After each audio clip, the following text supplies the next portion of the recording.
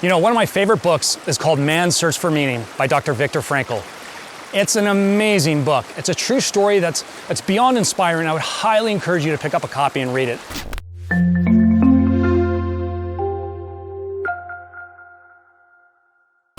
It's all about our ability to accomplish anything once we uncover what is deeply meaningful to ourselves, even in the worst of times. Dr. Frankl says this. He says, "Life is never made unbearable by circumstances, but only by lack of meaning and purpose." Let me repeat that. Never made unbearable by circumstances, but only by a lack of meaning and purpose. And this was written by a man who lived in a Nazi death camp for several years, who saw some of the worst, the most horrific circumstances anyone has ever seen. Frankel's point here is really powerful. It's really about, it's not that our circumstances are keeping us down or lifting us up. It's the meaning we give to those circumstances, that's what matters most. And he was able to survive for years in the worst possible conditions known to mankind. Why? Because he found meaning and purpose. And that was to help other people in the death camp. That, he said, was what kept him alive, his meaning and his purpose. Here's another story I wanted to share that hammers home what I'm trying to say here. There's a famous Canadian psychologist named Dr. Bruce Alexander who conducted a mind-blowing experiment. I mean, this is crazy. For years, the traditional methods of researching drug abuse, confining rats to cages, right? Called those rat prison. They gave the rats two choices of liquids. Perhaps you've seen this before. They give the rats two choices of liquid to consume: plain water and water infused with heroin.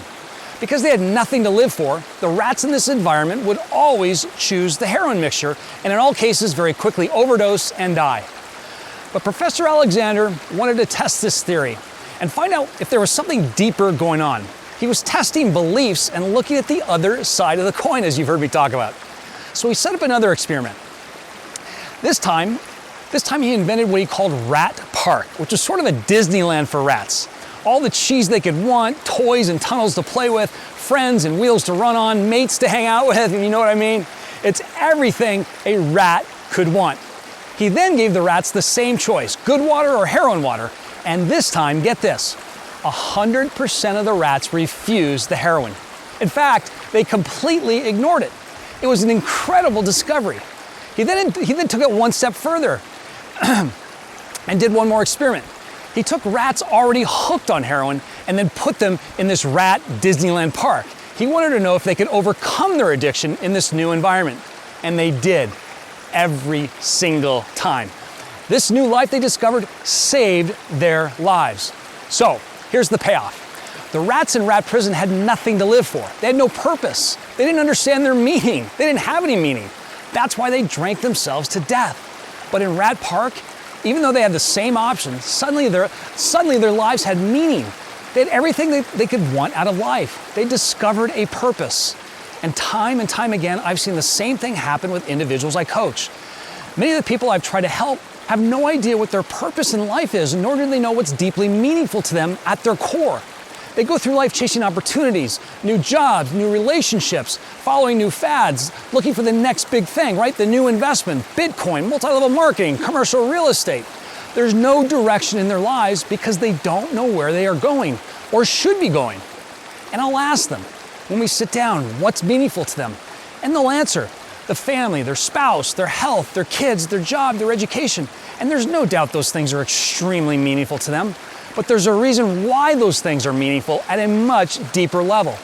And when we go deeper together, what people realize is not what they originally thought. What they thought was meaningful was not the case at all. It was something completely different. And by the way, in no way am I suggesting you need to quit your job or end a relationship or find a new career.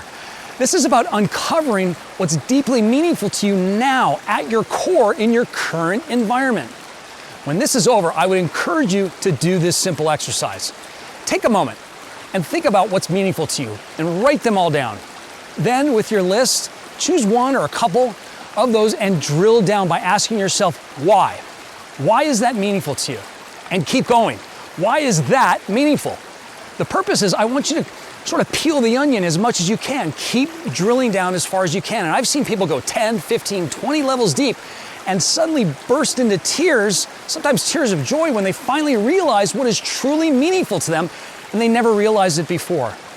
You know, in all the years I've been doing this and working with people, it's so interesting to me. There's an easy way to tell if someone is thriving in life or just trying to survive.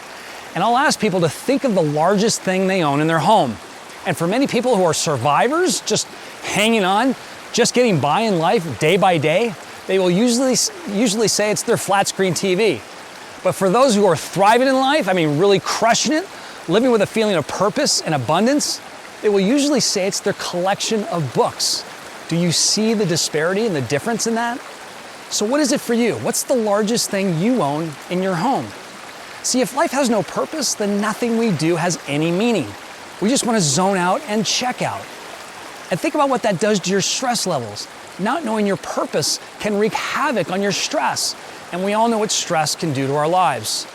But once you know your purpose, all your daily activities, your actions, from picking up the phone, sending an email, time spent on social media with certain people, or the big one, pulling out your credit card, are suddenly loaded with meaning and purpose. And it's a life-changing moment. It's a game changer. When you finally get to the point when you know, I mean really know, what's deeply meaningful to you at your core, your life will change. And you'll have that aha moment, that life-changing moment where the clouds suddenly open. I mean, it's pretty amazing. Where you suddenly realize how much time and energy and money you've been wasting on things and people that are not in line with what's meaningful to you. And I take people through this in a more robust manner, and it's literally life-changing. Because of our harmful beliefs and our lack of meaning, our brain gets cluttered with the stuff that doesn't really matter much and leaves very little room for the important stuff. And I've seen this firsthand with my students over and over again when we first start working together. They get so focused on getting rich or the material objects that have nothing to do with what's meaningful in life. And look, each of us has a different source of meaning in our lives, right? And the only way to discover that meaning is through careful reflection.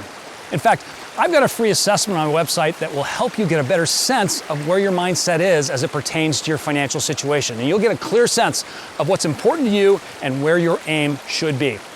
All right, so I'll wrap there. I would urge you to go through that simple exercise that I mentioned earlier. It'll open your eyes to an entirely new set of possibilities. Check out my website for some powerful resources you can download right now for free. And don't forget, hit that subscribe button below. And I'll leave you with some beautiful scenery here in Northern California as I'm about ready to get back on my trail run. Until next time, upward and onward. Take care. Bye-bye.